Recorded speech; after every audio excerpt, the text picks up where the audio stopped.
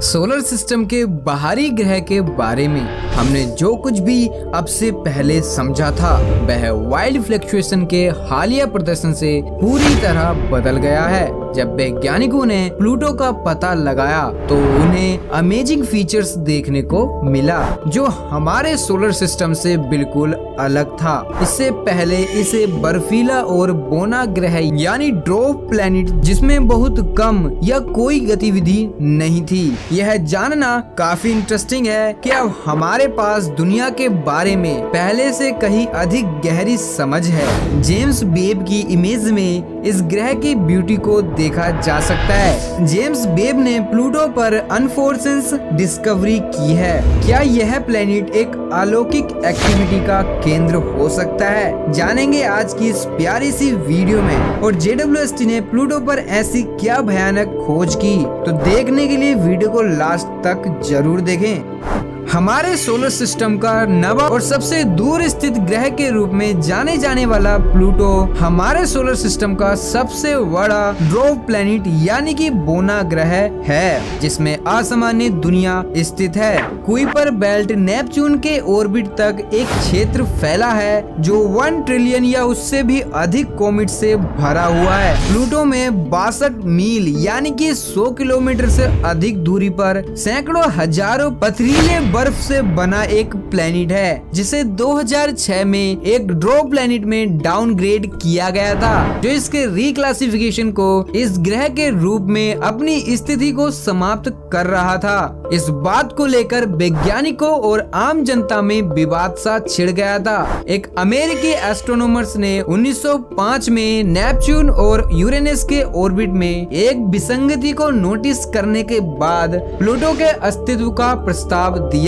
Lowell ने 1915 में enigmatic planet स्थान की भविष्यवाणी की, लेकिन लोवेल और अदर एस्ट्रोनॉमर्स द्वारा की गई प्रेडिक्शन पर 1930 में लोवेल ऑब्जर्वेटरी में प्लूटो की खोज की। पृथ्वी से जब नासा का होराइजन स्पेस मिशन 2015 में सक्सेसफुली पूरा हुआ तब उसने प्लूटो का करीब एक बार फ्लाईवे करके ड्वार्फ प्लैनेट के आकार और सतह की स्थिति के बारे में हमें बहुत कम बताया। प्लूटो का व्यास 1473 माइल्स यानी कि 2370 किलोमीटर है। ये पृथ्वी के व्यास के 5वें हिस्से से कम है और यह पृथ्वी के चंद्रमा के रूप में केवल 2/3 चौड़ा है। हाल ही में ही कंप्यूटर सिमुलेशन से पता चला कि प्लूटो के ऑर्बिट में ऐसा कुछ मौजूद है जिससे हमारी पूरी दुनिया नष्ट भी हो सकती है। पुराने 9th प्लैनेट की कक्षा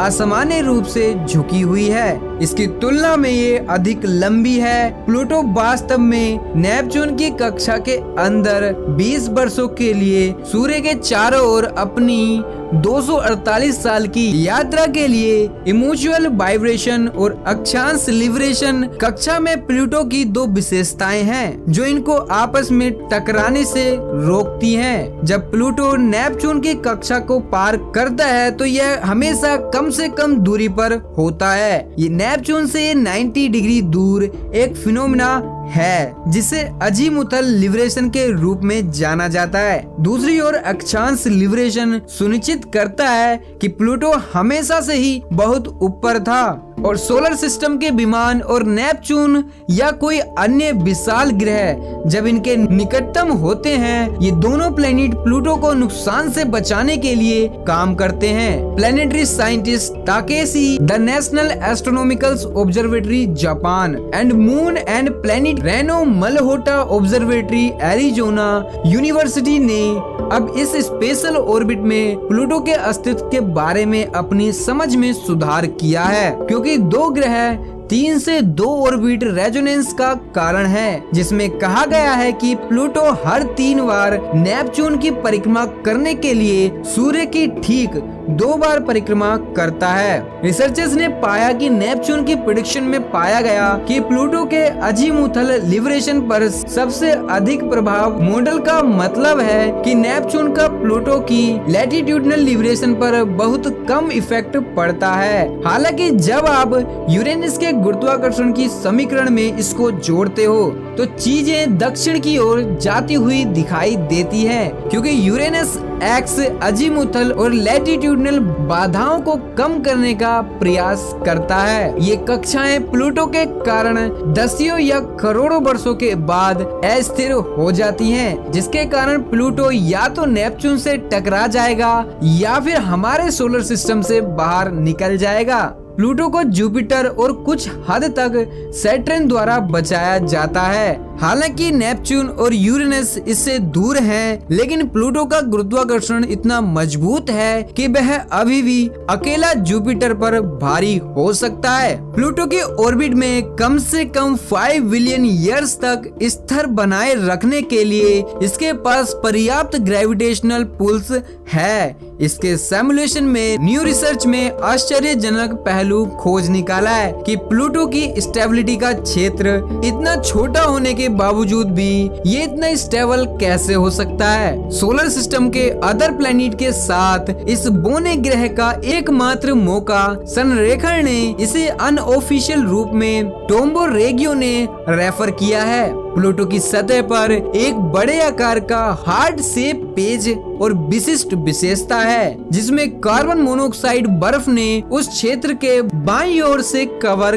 कर रखा है। New Horizons crew informally refers, जो कि पहला मानव निर्मित सैटेलाइट्स था जिसने रिमार्केबल स्मूथ एरिया को कवर किया। प्लूटो के इस सतह के हिस्से में कोई भी क्रेटर नहीं है, जो कि उल्का पिंडों के हमलों से बचा हुआ है, जो यह दर्शाता है कि यह एक भूगर्भीय रूप से 100 मिलियन ईयर से अधिक पुराना नहीं है। यह संभावना है कि यह भूगर्भीय प्रक्रिया है जो इस क्षेत्र को ऐसा आकार दे रही है, जो कि कुछ किलोमीटर लंबा और उसी दिशा में उन्मुख है। इन बर्फीले क्षेत्रों में काली धारियां भी देखी जा सकती हैं और यह संभावना भी है कि ये रेखाएं बोने ग्रह की सतह पर बहने वाली भयंकर हवाओं से उत्पन्न होती हैं। प्लूटो की सतह का टेम्परेचर माइनस के 375 डिग्री फ़ारेनहाइट से लेकर माइनस के 400 डिग्री फ़ारेनहाइट के आसपास और सोलर सिस्टम के सबसे ठंडे क्षेत्र में से एक है। यहाँ अनुभव भी किया जा सकता है कि प्लूटो समय के साथ लाल हो गया। हबल टेलीस्कोप द्वारा प्राप्त फर्स्ट इमेज की तुलना में वेदर में चेंजेस के परिमाण के कुछ सबूत मिले हैं कि प्लूटो एक उपसतह महासागर हो सकता है, लेकिन यह भी अभी एक बहस के लिए काफी है कि भूमिगत जल के अस्तित्व का प्लूटो के पिछली रिसर्च पर इम्पैक्ट होगा। फॉर एग्जाम्पल, स्पुतनिक प्लेटिनियम के क्षेत्र ने प्लूटो के अभिविन्यास को बदल दिया, क्योंकि इस क्षेत्र में बर्फ की बड़ी सांद्रता की गणना न्यू होराइजन्स ने लगभग 6 मील मोटी यानी कि 10 किलोमीटर मोटी बताई, जो 2 बड़े टीले वाले क्षेत्र को शिफ्ट इमेज के लिए दोषी मानते हैं। वैज्ञानिकों को लगता है कि ये बर्फ के ज्वालामुखी भी हो सकते हैं। एक न्यू रिसर्च में ऐसा भी देखा जा रहा है कि इन टीलों के आसपास की सतह में बर्फ के ज्वालामुखी यानी क्रायोवाल्कनों की अपेक्षाकृत की गतिविधि है। इस खोज से पता चलता है कि इसकी सतह पर पानी या ऐसा कुछ स्थिर हो सकता है जो सतह पर बह रहा है, और यही हाल प्लूटो के सतह के नीचे का भी हो सकता है कि इसके सतह के नीचे ज्वालामुखी एक्टिव हों। प्लूटो पर सील्ड ज्वालामुखी, जो पृथ्वी पर लो प्रोफाइल ज्वालामुखी कहलाते हैं, जो गोल संरचनाओं वाले लावा प्रभाव के धीमे निर्माण से बनते हैं, जिनमें कई विशेषताएं भी होती हैं। माउंट सेंट हेलेंस या वेसुवियस जैसे विस्फोट के बारे में सोचने के बजाय प्लूटो के क्रायो ज्वालामुखी के साथ हवाई द्वीपों पर ज्वालामुखी की इमेजेस काफी इम्पैक्ट करती हैं। हालांकि वैज्ञानिकों का मानना है कि प्लूटो सील्ड पर अक्सर इनक्रेडिबली रूप से लिक्विड लावा एक काल्डेरा से निकलता है। वैज्ञानिकों के अनुसार बर्फीली सतह के नीचे तरल पानी मौजूद हो सकता है। देखा जाए तो प्लूटो पर जीवन की संभावना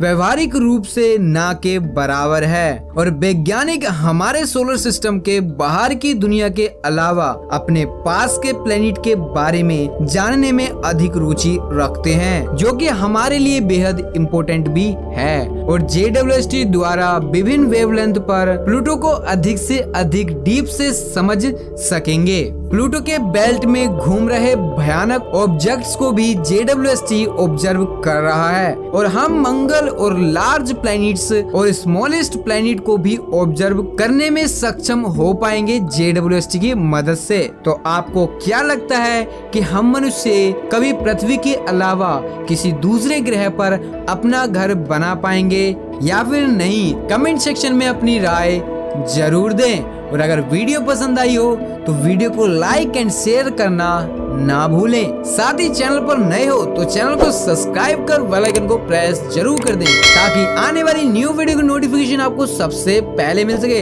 तो चलिए मिलते हैं न्यू वीडियो में न्यू टॉपिक के साथ। तो जब तक के लिए be alert, be happy, be curious.